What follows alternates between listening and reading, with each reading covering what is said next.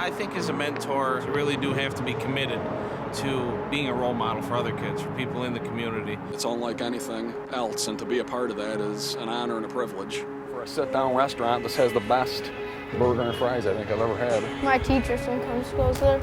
No, I remember sitting there. Yeah, well, we sat here. Oh, we sat right there. We sat over here. And then we sat right in the front row down there. Turning to Rain, farther uphill, he tapped his sleeve and raised his forefinger, then pointed down into the beech wood. The most important thing, Misty, is you understood why. We explained it. We talked it out. And that helps me so much. And that's the thing. It wasn't a guessing game. You understood. We explained why this was happening. We explained why this was going to happen. Last year at the Oscars, I have no idea who won. I don't know who won Best Actor. The MVP of the Super Bowl 2 years ago. Jolie? I have no idea who won the Nobel Prize last year. I'm not sure. I could not answer that. No clue. I was going to say Joe Matarazzi and the Seven Meatballs. I don't know. Who? What? Help me here.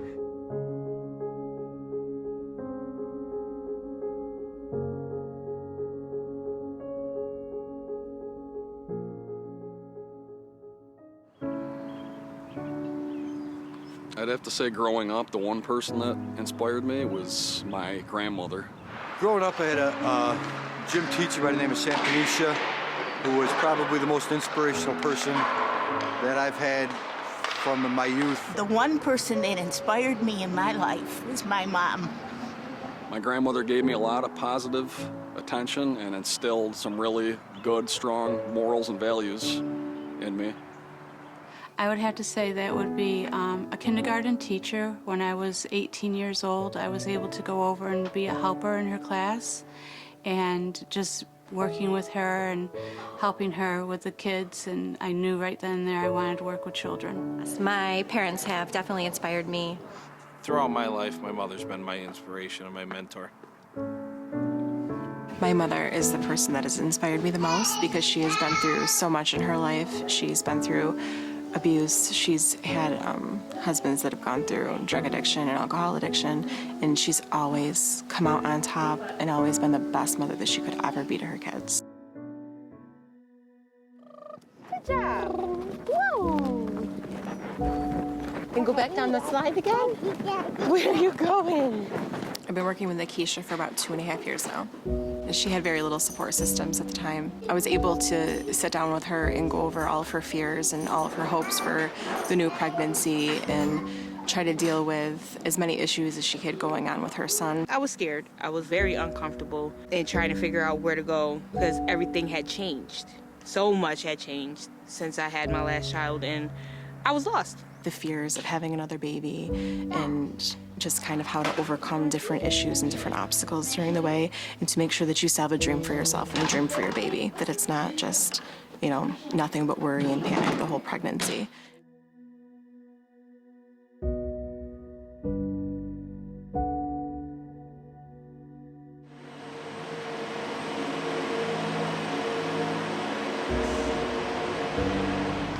I started with Kids Oneida about 2 or 3 years ago. I've worked with Chris into my second year, so it's probably been about, I would say about 13 months. I had bigger issues in both home and school. Initially, Chris was more of an introvert, not very confident, just kind of in a shell. So what we worked on was how to be socially more comfortable, and part of what we did was made sure that we were always out in the general public, and basic things like opening doors for people, saying thank you, looking them in the eye, that kind of stuff. But his biggest issue was self-confidence and engaging and being comfortable around other people. I mean, if I could say anything regarding mentoring, I'd say personally for me, it comes naturally, and that it's my passion. I love working with kids. I love speaking positives into their lives, and watching them grow and mature, and ultimately seeing a positive outcome is amazing. It's unlike anything else, and to be a part of that is an honor and a privilege. This way, young man. This way. Like 22 Jump Street or 21 Jump Street. So do you think this place is... haunted? Yes. I think it's a friendly ghost. My name is Riley. I work with Dustin, and he's awesome. It's real fun. I had good grades, but I didn't really like a couple of my teachers, and I always got in trouble a lot. In Waterville, before I started with KO, I ran away from my school.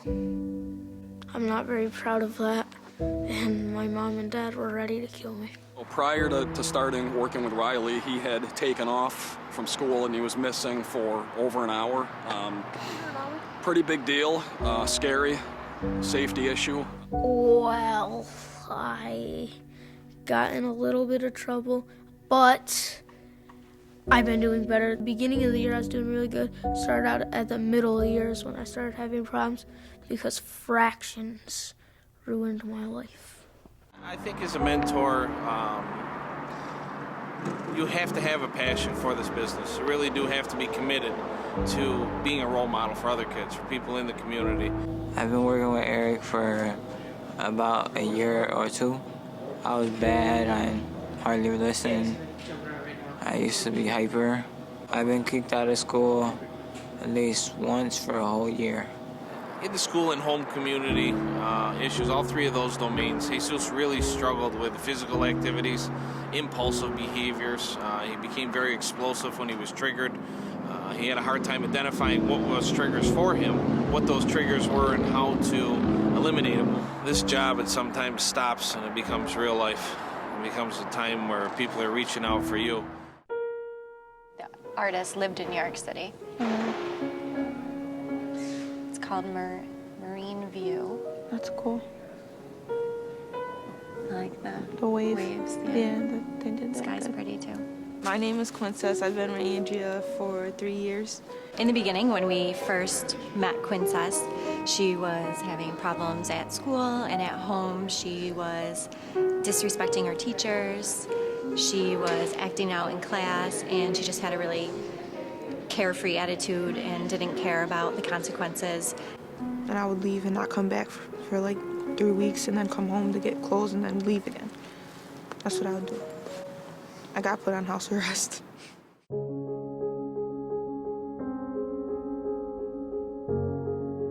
I started case planning in 2013, September, and I was a drug addict. I was homeless. My kids had been taken for the 3rd time.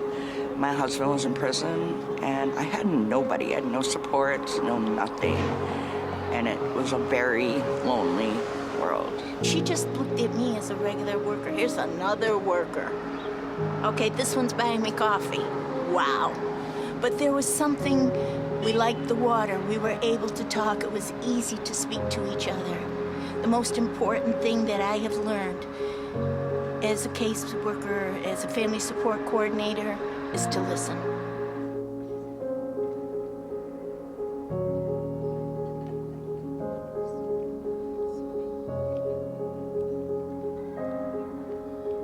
My name is Juliana, and I've been in Kids Oneida for about 2 years. When I started working with Juliana, she had some aggression issues at home. I was really naughty. The behaviors that I have that were negative was running away. I can't imagine what it'd be like to have one of my children run away on me when they were upset with me or couldn't express themselves with me. It's a very scary thing to have to happen. I can't imagine the family trying to deal with such a thing.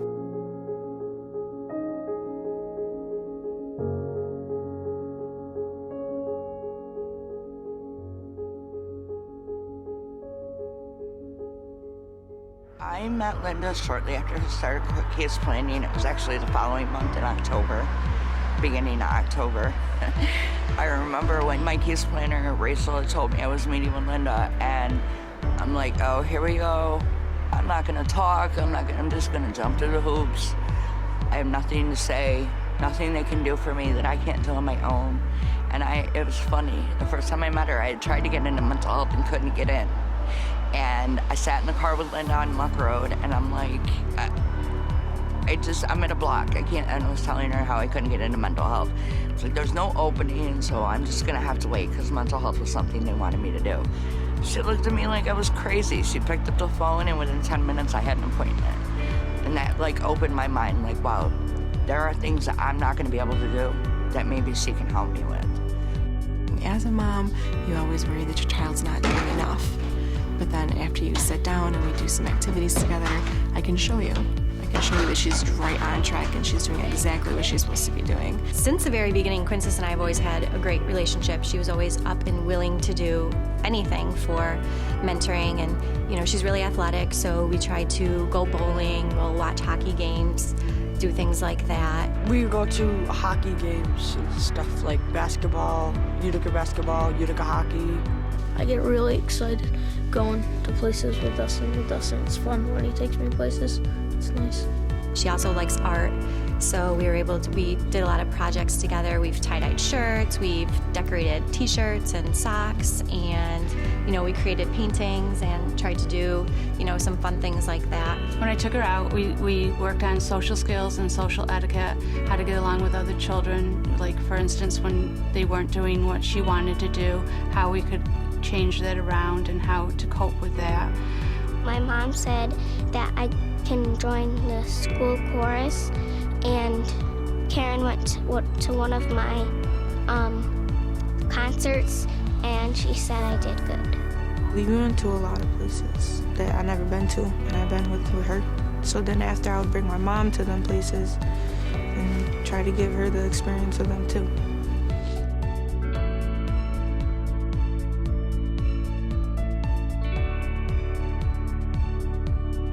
When I would be depressed, she would always like make me smile. I don't know how, but she'd do it.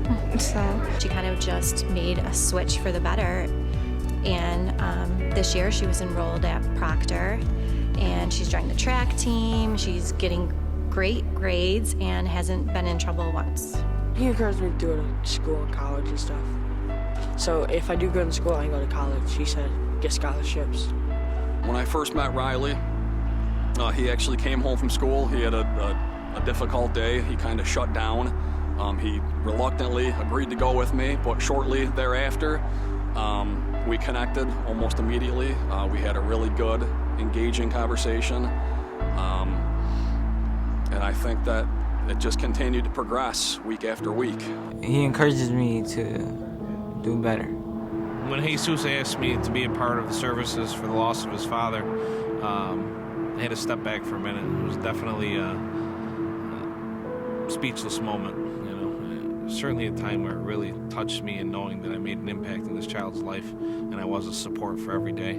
Anybody that she had to go and talk to was to let them know, wait a minute, I'm a person, I have feelings, there are some things that I'm not proud of, I own what I own, but let me show you what I can do. She helped out a lot. She's still helping, and I appreciate it.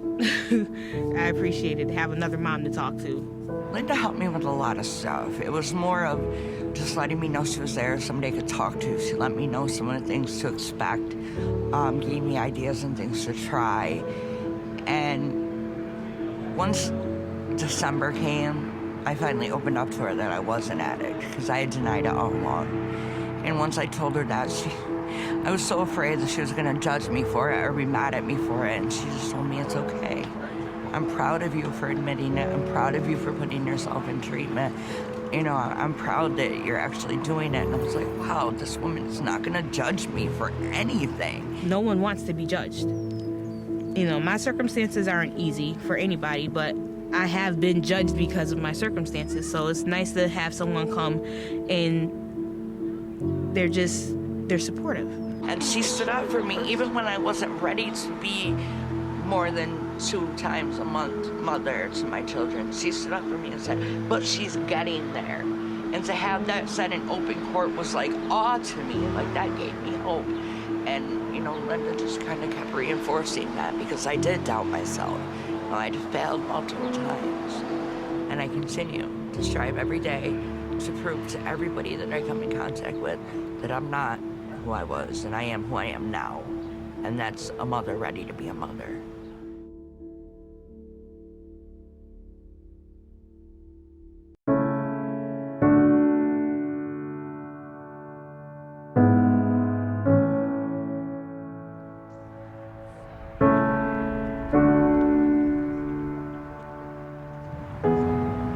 Yeah, definitely. It's a privilege and an honor being able to work with Riley.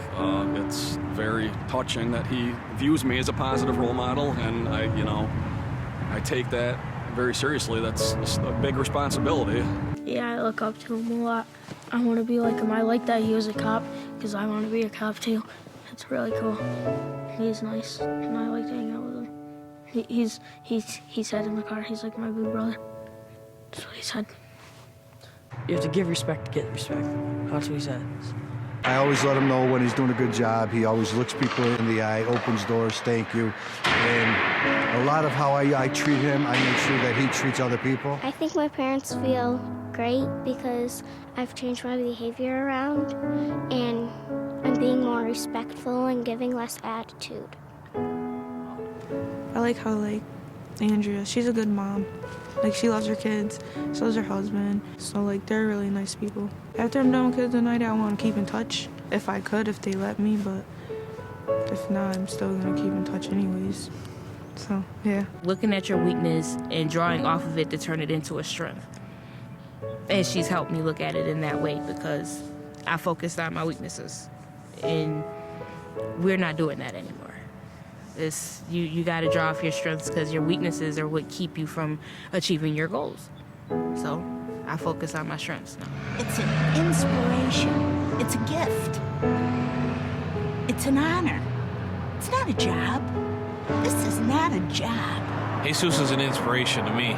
He's been a big part of my life, and as much as I'm mentoring him, he's mentoring me through life and making me step back and take a look at some of the struggles that everybody has in life and some of the struggles I have in life, and seeing him put forth the efforts to reach his goals makes me step back and want to reach more goals and set my bar higher, seeing how hard he works. Just an absolute pleasure for me to step back and take a look at what the changes of Kids Oneida and the wraparound philosophy has done for him.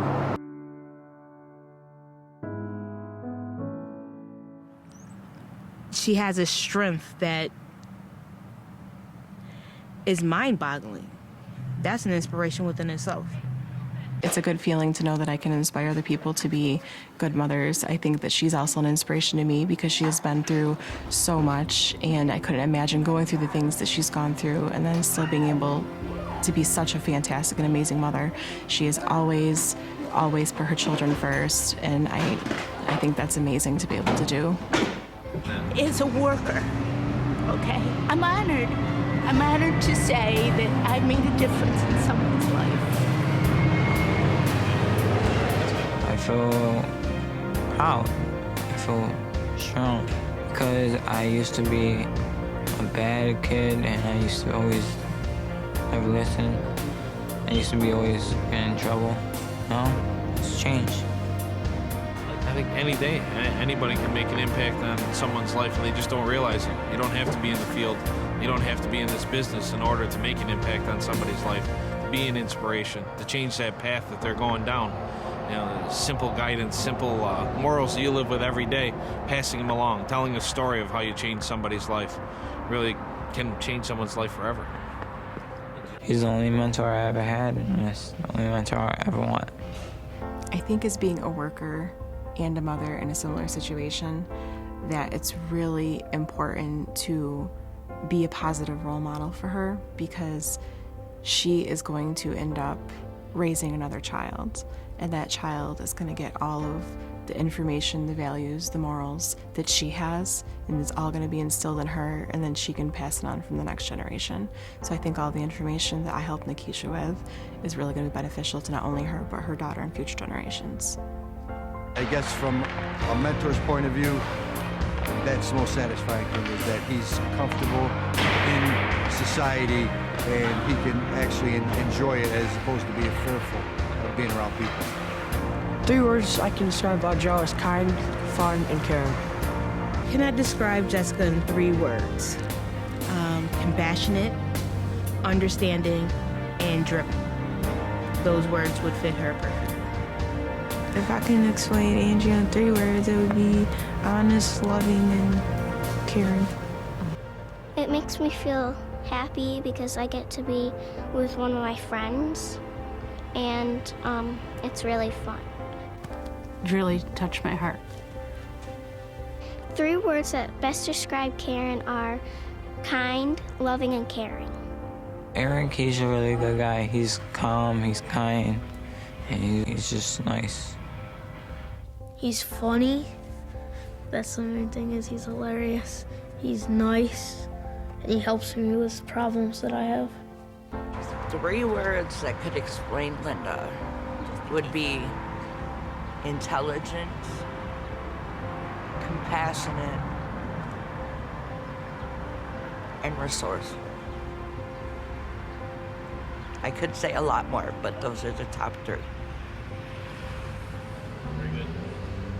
You can even say I'm a pain in the butt. That's okay. If I can share my story and it might inspire someone else, I'm more than happy to. Because, you know, I know there's a lot of negativity out there and there's a lot of bad circumstances, and who can't use a good story? Maybe some of the things that I've experienced in life wasn't the same thing as what she's experienced, but I can understand how she may have gotten there because she shared her story.